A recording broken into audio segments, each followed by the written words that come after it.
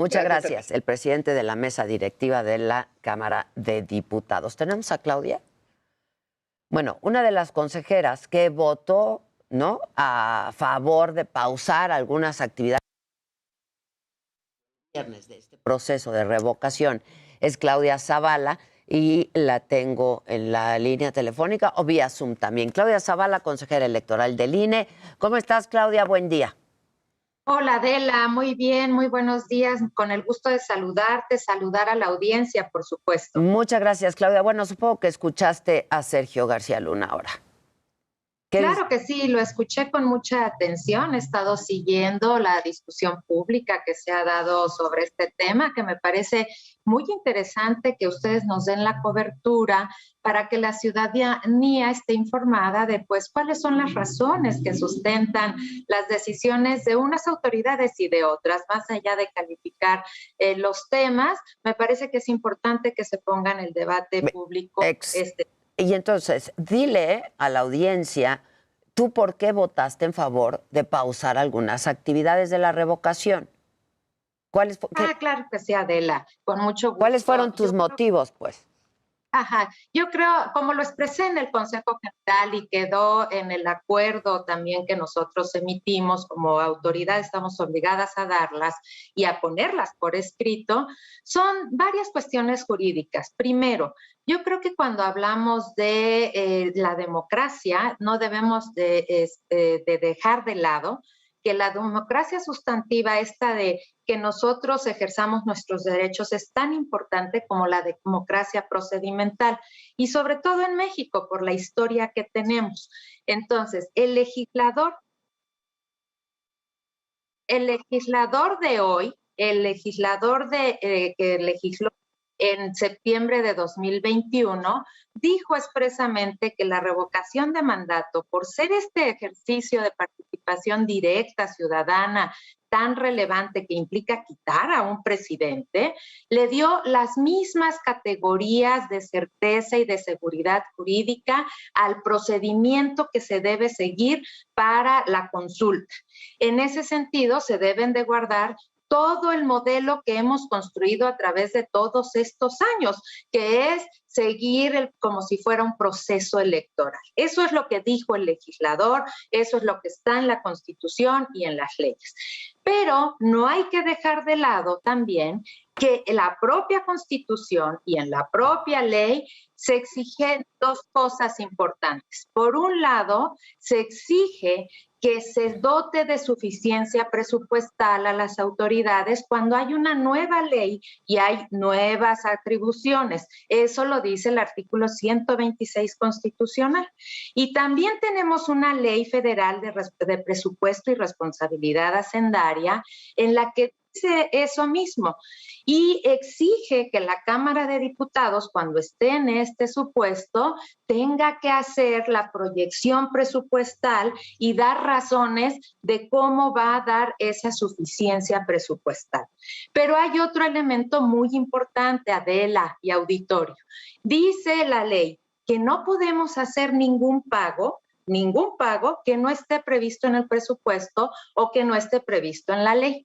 ¿Y qué hizo el INE? El INE, pues como es una ley que es en 2021, lo que hicimos fue el ajuste presupuestal de este presupuesto de 2021 para atender esta fase previa que tiene que ver pues con la recabación, lo que implica revisar la recabación de las firmas. Ahí vimos suficiencia presupuestal.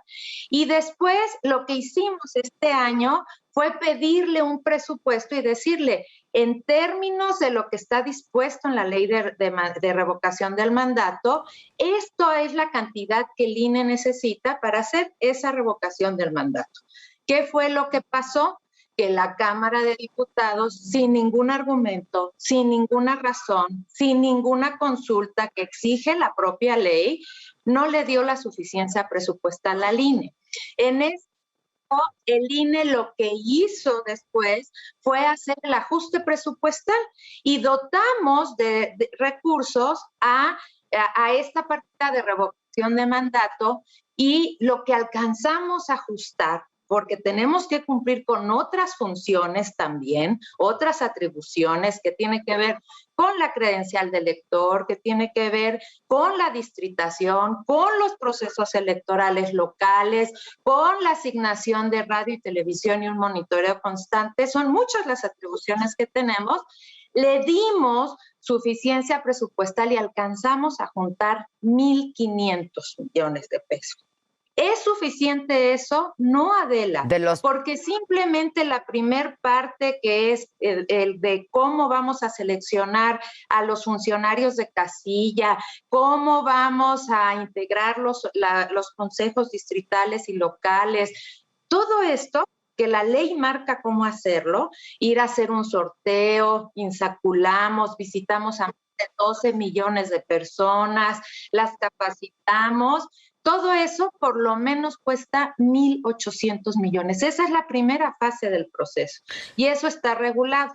Entonces, frente a esto, nosotros acudimos a la Suprema Corte.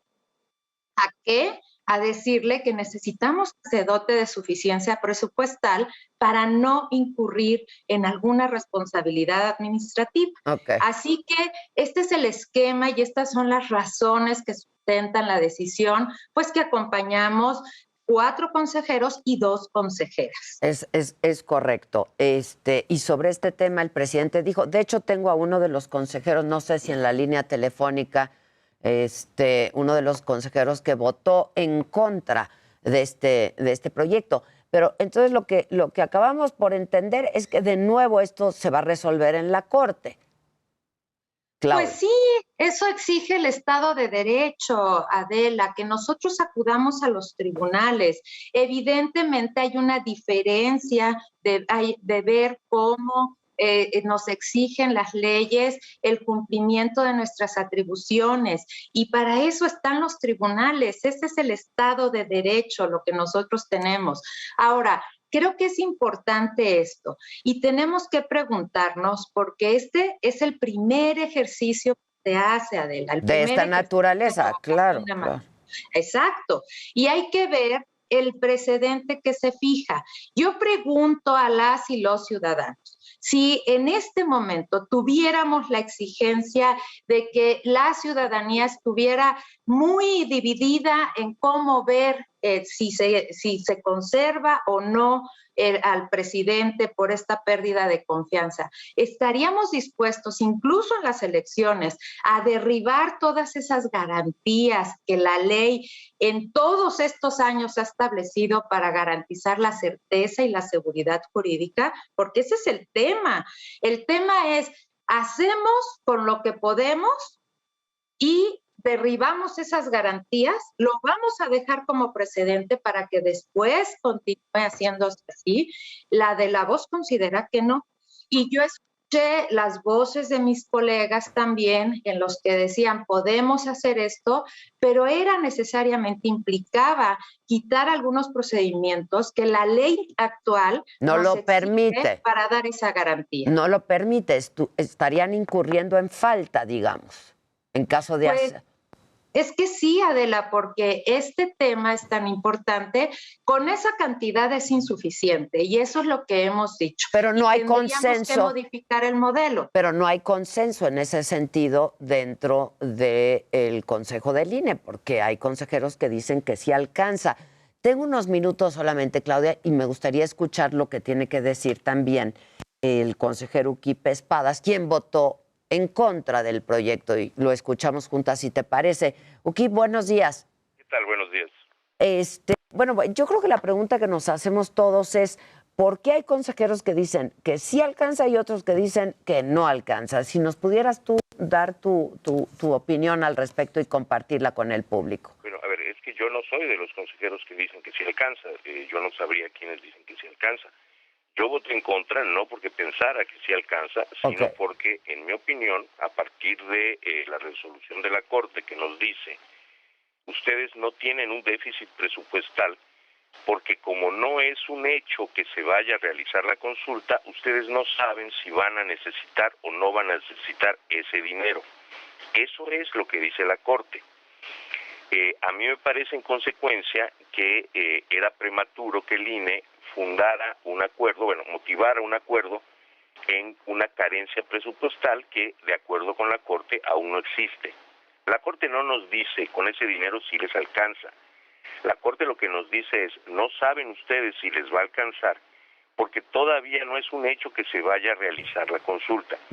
Cuando se vaya a realizar la consulta, cuando sea un hecho que se va a realizar la consulta, ustedes ya podrán saber si de veras les alcanza o no una vez que revisen su presupuesto. En ese sentido, el mandato legal sobre el mandato legal de hacer un ajuste presupuestal, la Corte lo que nos dice es no ha llegado ese momento.